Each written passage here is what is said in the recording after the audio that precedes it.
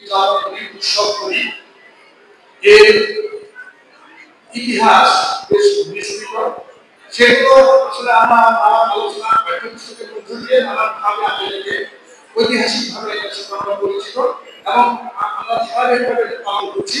এর আজকাল এর দুটো অংশ আছে। একটি অংশ হচ্ছে নগর জীবনে পহিলা বৈশাখ উদযাপনের এবং উৎসবগুলো, আরেকটি হচ্ছে গ্রামীণ জীবনে গ্রামীণ কৃষিভিত্তিক সমাজে আমরা কিভাবে বৈশাখ উদযাপন করি সেটা দিকে একটু আলোচনা করা। আমি বলবো এই নগরের কেন্দ্রবিন্দুতে অবস্থিত স্কুল এক খন্ড গ্রামীণ আবহাওয়া সৃষ্টি করে আজকে পহেলা বৈশাখ উদযাপনের যে আয়োজন করেছে, এর জন্য আমি আমাদের এই বিদ্যালয়ে স্কুল অ্যান্ড কলেজ এই বিদ্যালয়ের এই যে ওয়েলকাম কমিটির চেয়ারম্যান স্যার, আমাদের শ্রদ্ধেয় স্যার সহ এই বিদ্যালয়ের পরিচালনা পর্ষদ এবং অন্যান্য সকলকে আন্তরিক মোবারকবাদ জানাই।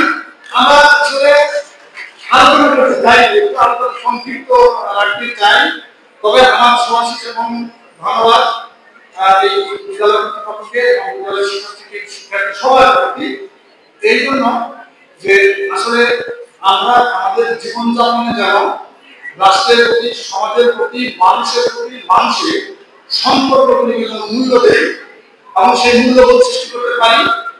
আমরা সুন্দর বাংলাদেশ, নতুন বাংলাদেশ, প্রযুক্তি নির্ভর উন্নত বাংলাদেশ, আমাদের এই সম্পৃক্তি এবং সম্মিলনের মাধ্যমে এই উৎসবের থেকে যেন আমরা শিক্ষা গ্রহণ করি। বহু বৈচিত্র্যের মধ্যে যে আমরা একটা ইউনিফাইড ঐক্যবদ্ধ বাংলাদেশি মানুষ, এই পরিস্থিতি যেন আমরা তুলে ধরতে পারি, সেই শিক্ষা সেই আদর্শ লালন করি, সেই আশাবাদ ব্যক্ত করছি এবং সকলের প্রতি শুভেচ্ছা এবং শুভকামনা জানাচ্ছি। স্কুলের ব্যাপারে, এর একাডেমিক কার্যক্রম, এর অবকাঠামো উন্নয়ন ইত্যাদি ব্যাপারে আমাদের বিদ্যালয়ের যে বর্তমান চেয়ারম্যান মহোদয় যেভাবে আমাদের সহযোগিতার জন্য আমাদের নির্দেশ দিবেন, আমরা ঠিক সেভাবে এই বিদ্যালয়ের কার্যক্রম আমরা এগিয়ে নিয়ে যেতে চেষ্টা করবে। সবাইকে ধন্যবাদ, শুভকামনা, সবাই ভালো থাকুন, আমাদের সকলকে ভালোবাসা দিন। আসসালামু আলাইকুম। আজকে নববর্ষ আমি চাই আমি থাকতে না এই কুইজ পরিবার আপনারা একজন ভালো থাকুন, এই প্রতিষ্ঠানটাকে নিজের মতো করে ভাবার চেষ্টা করুন। কারণ এই প্রতিষ্ঠানের যারা শিক্ষক তারাই কিন্তু এই প্রতিষ্ঠানের প্রাণ, এবং যারা অভিভাবক আছে তাদেরও উচিত এখানে প্রশ্ন করবে। কারণ 10টা বছর আপনার ছেলে মেয়েরা পড়াশোনা করবে, তো এখানে কি হচ্ছে সেটা আপনাদের নজর রাখা উচিত। আমি চাই এই প্রতিষ্ঠানটি রাজনীতি মুক্ত থাকে, নোংরামি মুক্ত থাকে এবং পুরো দৃষ্টি স্বচ্ছতার ভিত্তিতে, ন্যায় বিচারের ভিত্তিতে পরিচালিত হবে। এটা আমার অঙ্গীকার। আজকে আমি অবশ্যই আপনাদের প্রতিশ্রুতি দিচ্ছি, আগেও বলেছি, এখনো বলেছি যে অন্তত আমার হাত দিয়ে কোন সহকর্মী এতটুকু অবিচার হবে, এটুকু আপনারা লিখে রাখবেন।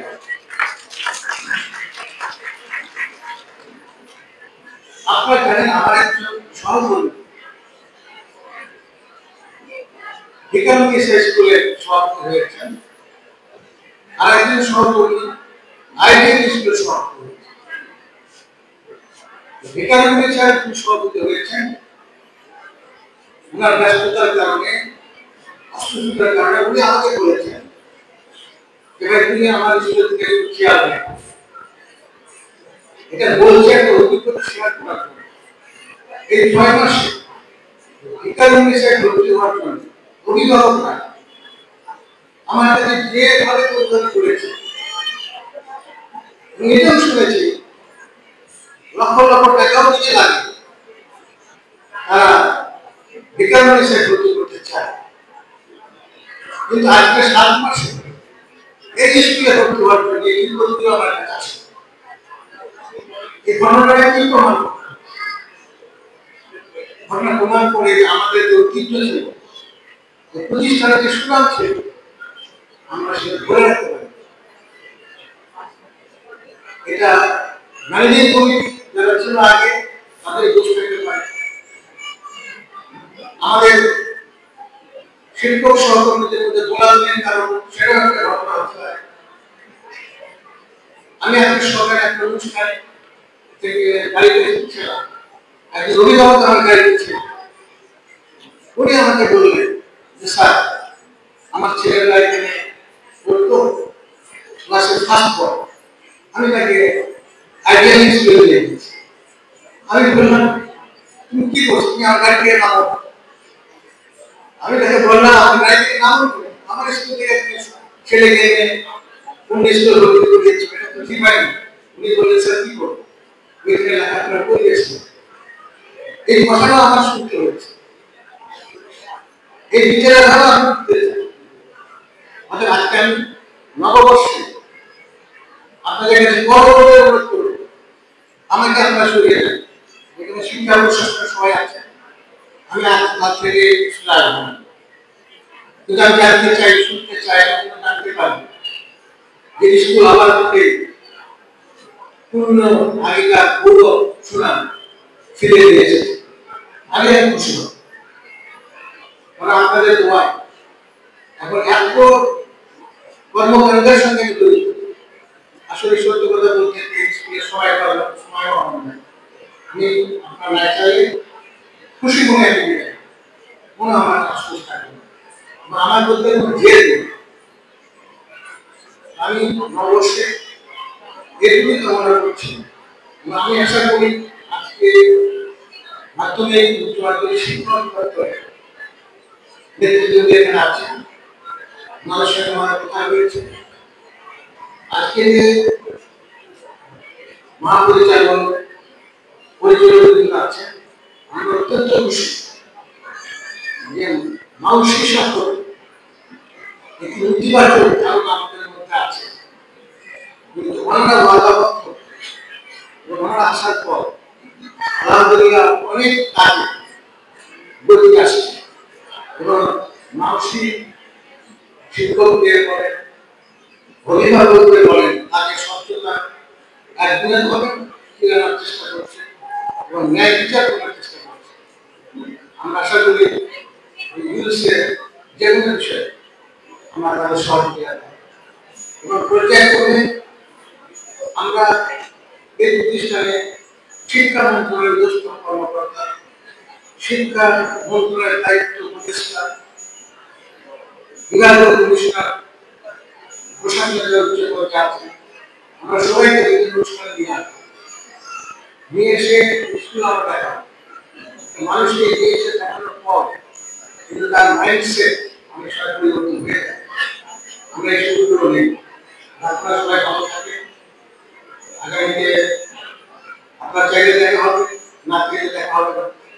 আপনাদের জন্য দোয়া থাকলেও আমার জন্য দোয়া করবেন। আল্লাহ হাফেজ। অবগত হয়েছেন বঙ্গাব্দের ইতিহাস, বাঙালির ইতিহাস। রাজা শশাঙ্কের সময় ৭ম শতকে প্রথম বঙ্গাব্দ শুরু হয়, আধুনিক বাংলা সরকারের প্রচলন শুরু হয় সম্রাট আকবরের সময়।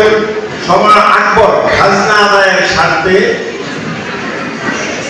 মুঘলরা যখন এই অঞ্চল শাসন করা শুরু করেন তখন হিজরি সন গণনার মাধ্যমে শুরু করেন।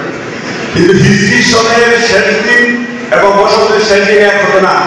হিজরি সন চন্দ্র মাস আর বসন্তী মাস হিসেবে সৌর মাস, যেটা বাংলার সন হিসেবে কাউন্ট হতো, দিনের ব্যবধান হয়ে যেত।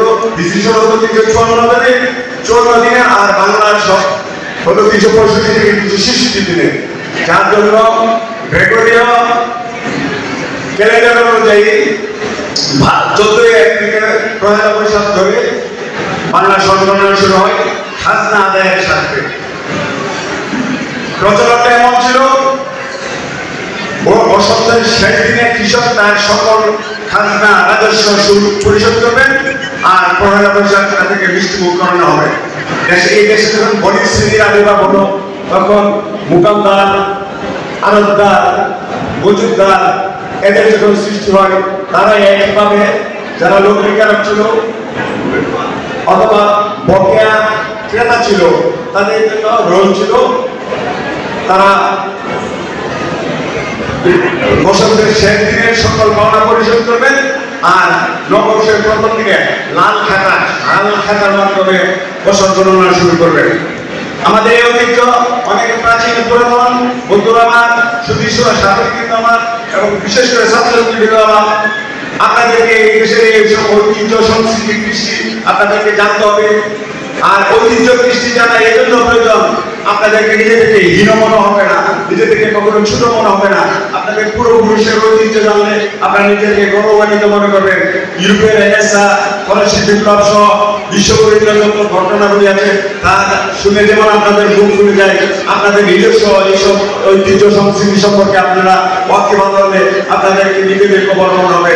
তাই এইসব ইতিহাস ঐতিহ্য সংস্কৃতি সম্পর্কে সম্যক ধারণা রাখার আহ্বান জানিয়ে আমি আমার সংক্ষিপ্ত বক্তব্য শেষ করছি। পরিশেষে সকলকে আবার নববর্ষের শুভেচ্ছা জানাচ্ছি। শুভ নববর্ষ। প্রফেসর DM আব্দুল হান্নান, পরিচালক কলেজ প্রশাসক। উপস্থিত প্রফেসর ডক্টর খান মনিউদ্দিন আল মাহমুদ সোহেল, পরিচালক মাধ্যমিক। প্রফেসর সাইফুর রহমান, পরিচালক প্রশিক্ষণ। উপস্থিত অভিভাবক প্রতিনিধি, শিক্ষক প্রতিনিধি, সহকারী প্রধান শিক্ষক, শাখা প্রধান, আমাদের সহকর্মীবৃন্দ, প্রিয় শিক্ষার্থী এবং অভিভাবকবৃন্দ, আসসালামু আলাইকুম। আমি আজকে শুধু কিছু কথা জ্ঞান করবো এই জন্য যে আজকে এই আয়োজনে আমাদের শিক্ষক, কর্মচারী, কর্মকর্তা যারা যেখানে যেভাবে আমাদের এই প্রিয় অনুষ্ঠানকে আয়োজনকে সাফল্যমণ্ডিত করার জন্য চেষ্টা করেছেন, মেধা আসন দিয়েছেন, সবাইকে ধন্যবাদ জানাচ্ছি। আমি আর বক্তব্য দীর্ঘ করবো না, যে পহেলা বৈশাখ হচ্ছে আমাদের সম্প্রীতির দিন, মহামিলনের দিন, সবাইকে আপন করে নেওয়ার দিন, নতুন বাংলাদেশে প্রথম নববর্ষে সবাইকে শুভেচ্ছা। ধন্যবাদ সবাইকে। প্রথমে সম্রাট আকবর কর্তৃক যে প্রবর্তিত তার নাম ছিল কালবাদি, আরতি, বিশুয়া, কুর্তান, তিন, আমারদা, শাহরিয়ার, আবান, আজম, রাহাম ও ইস্কান্দার ক্রমবিকাশে এই ইউনিভার্সের 12টি নক্ষত্রের নাম, যেমন বিশাখা নক্ষত্র থেকে বৈশাখ, জায়স্তা থেকে জ্যৈষ্ঠ, ষাট থেকে আষাঢ়, শ্রাবণী থেকে শ্রাবণ, ভদ্রপদ থেকে ভাদ্র, আশ্বিনের কাছে চিতা কাটছে। আমরা আমাদেরকে জানতে হবে, শিক্ষার্থী আন্দোলন করব। এই পর্যায়ে আমাদের আজকে সবার উদ্দেশ্যে বিশেষ করে আমাদের এই শিক্ষা পরিবেশ বিশিষ্টজন যারা এসেছেন, আমাদের চেয়ারম্যান মহোদয় এসেছেন, তাদের প্রতি কৃতজ্ঞতা এবং শুভেচ্ছা বক্তব্য নিয়ে আসছেন। আজকে বিদায়ের এই সন্ধিক্ষণ আসলে অর্থবহ। এটি কোটি বাঙালির প্রাণের উৎসব।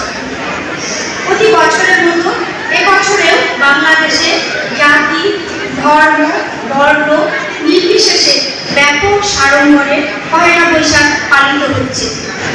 আমরাও এই আনন্দকে ভাগাভাগি করে নিতে সকলে এখানে সম্মিলিত হয়েছিলেন, খুবই আনন্দিত। সম্মানিত শুধু পহেলা বৈশাখের রীতিনীতি, উৎসব আবহাওয়া বাংলার এক অনন্য সমৃদ্ধি। শহর থেকে গ্রামে, দেশ থেকে বিদেশে সব বাঙালি মেতে উঠে আনন্দ উল্লাসে। পুরাতন জরাজীর্ণ ভুলে নতুন বছরের পয়লা বৈশাখে ঐতিহ্য সাংস্কৃতিক ধারণ করে